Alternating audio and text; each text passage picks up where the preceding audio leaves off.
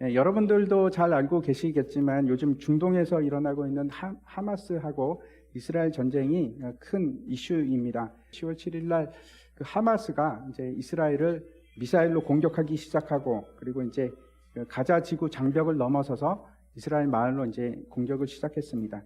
그리고 주로 했던 것이 어떤 건가 하면 민간인을 납치하고 사람들을 죽이는 일을 했습니다. 제가 이제 금요 기도회 때도 잠깐 말씀을 드렸는데, 이거는 굉장히 오래된 전쟁입니다. 3000년이 넘은 문제입니다.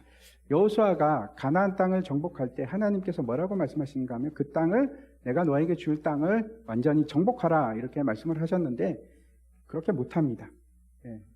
지금까지 그 전쟁이 계속이 되는데 풀리지 않는 문제입니다.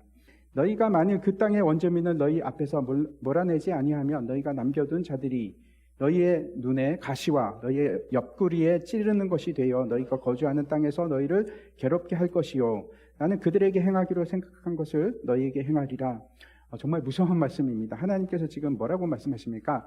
내가 너희에게 준 그 땅을 정복하지 못하면 그들이 너에게 올무가 될 것이고 눈에 가시가 될 뿐만 아니고, 내가 그 백성에게 행하기로 했던 것을 너희에게, 이스라엘 백성들에게 똑같이 행하겠다 하는 굉장히 무서운 말씀을 하십니다. BC 586년에 바벨론에 의해서 이스라엘이 완전히 멸망을 당하고, 그 다음에 이제 고레스에 의해서 다시 이제 나라를 세우게 됩니다. 그런데 그 나라도 로마 제국에 의해서 AD 70년에 완전히 멸망을 합니다. 그리고 이제 전 세계로 흩어져서 박해를, 핍박을 당하게 되는데, 대표적으로 우리가 잘 알고 있듯이 나치에 의해서 600만 명이 죽습니다. 어마어마하죠. 그리고 스탈린에 의해서는, 이거는 잘 알려 있지 않지만 스탈린이 죽인 유태인들이 1000만 명입니다. 어마어마하게 그 고난을 당한 민족입니다. 공존하라, 협상해라 그렇게 얘기를 하는데, 여러분 생각해 보십시오. 그게 가능할까요? 협상이 가능할까요? 공존이 가능할까요? 끝까지 올무가 되고 눈에 가시가 되고. 왜? 성경에서 그렇게 예언하고 있기 때문에 그렇습니다. 이거는 해결될 수 있는 문제가 아닙니다.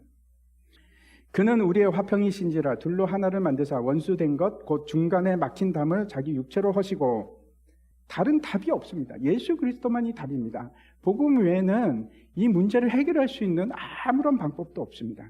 다시 사도행전으로 돌아가서 어떻게 이방인들에게 복음이 전해지게 되었는지 살펴보도록 하겠습니다. 사도행전 10장 1절과 2절 말씀 한번 보여주시기 바랍니다. 가이사랴에 고넬료라 하는 사람이 있으니 이달리아 부대라 하는 군대의 백부장이라.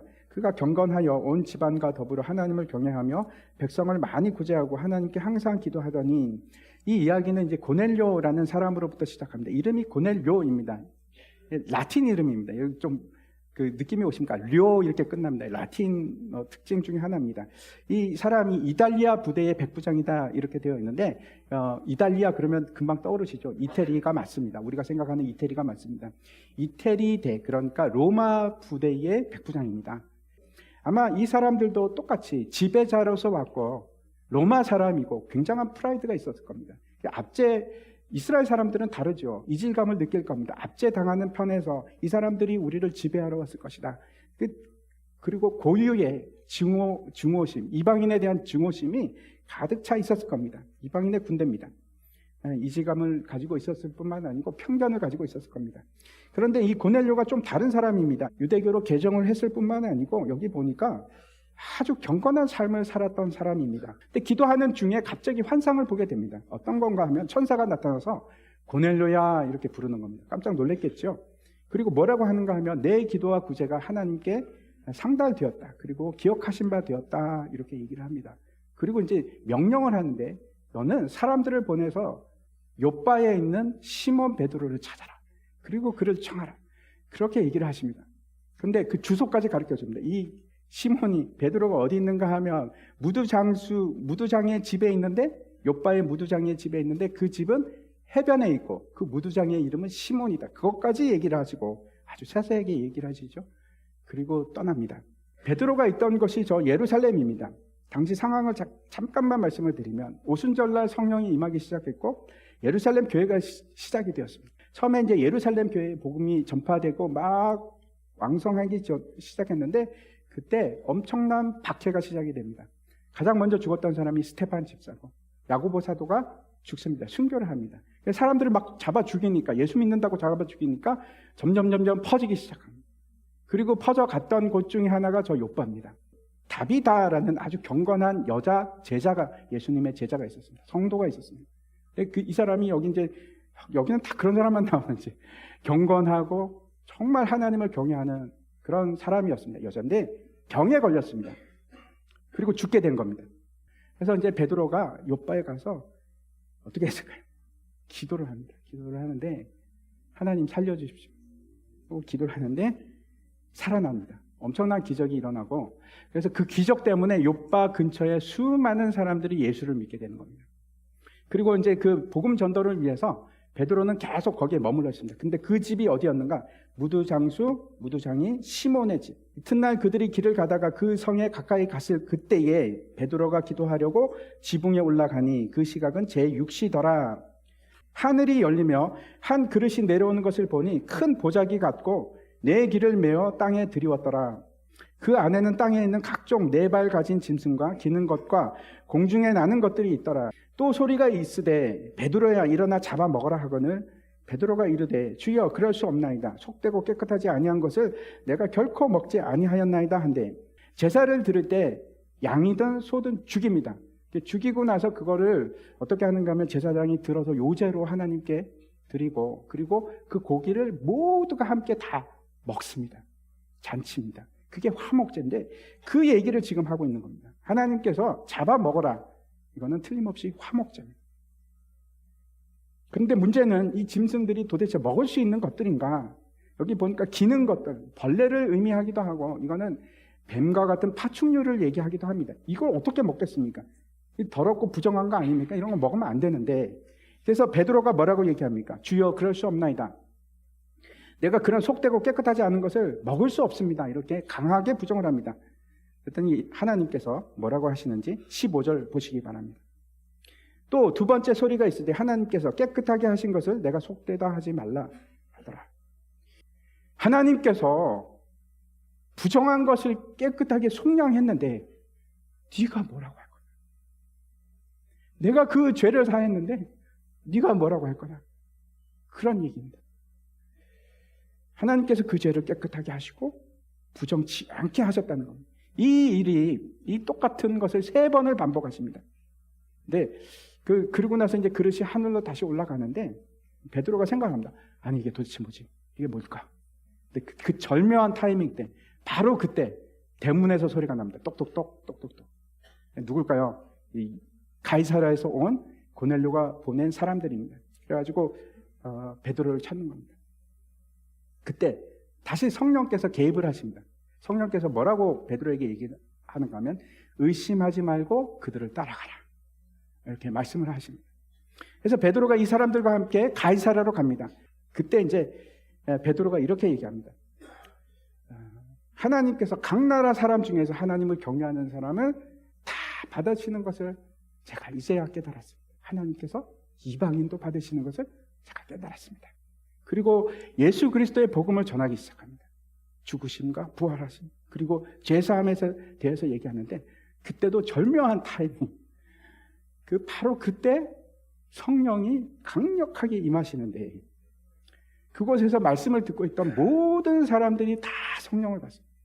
그냥 받는 것으로 끝나는 것이 아니고 방언을 막 얘기하면서, 방언을 말하면서 하나님을 찬양하기 시작한 겁니다.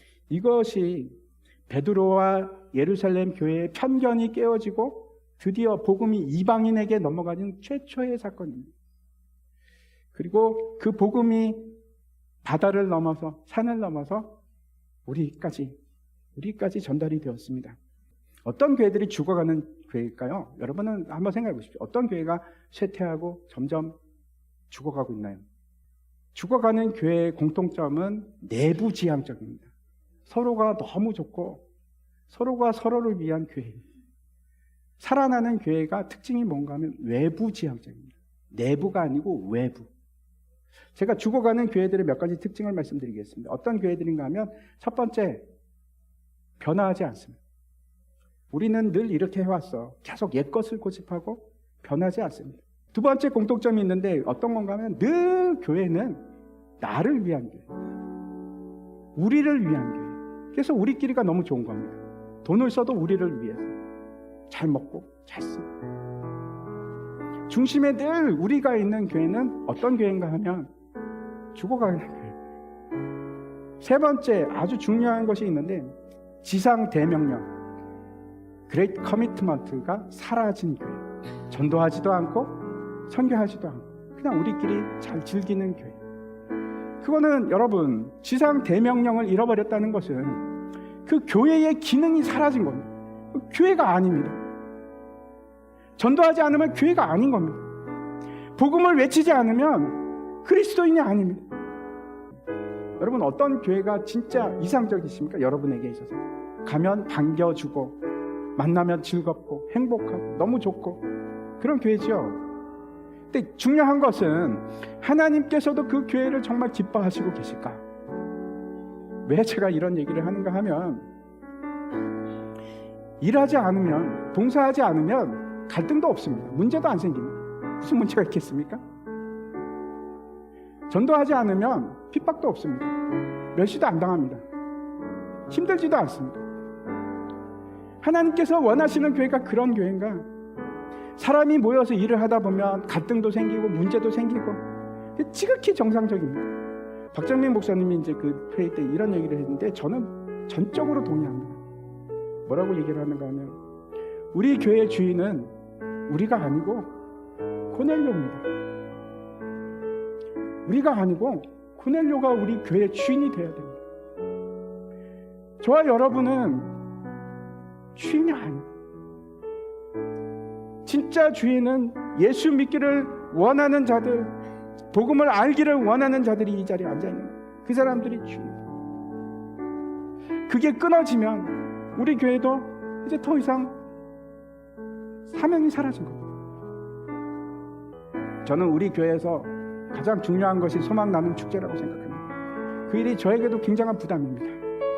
저는 압니다. 제가 모르는 것이 아니고 여러분에게도 굉장히 큰 부담이라는 걸 잘 알고 있습니다. 근데 그게 우리의 사명이에요.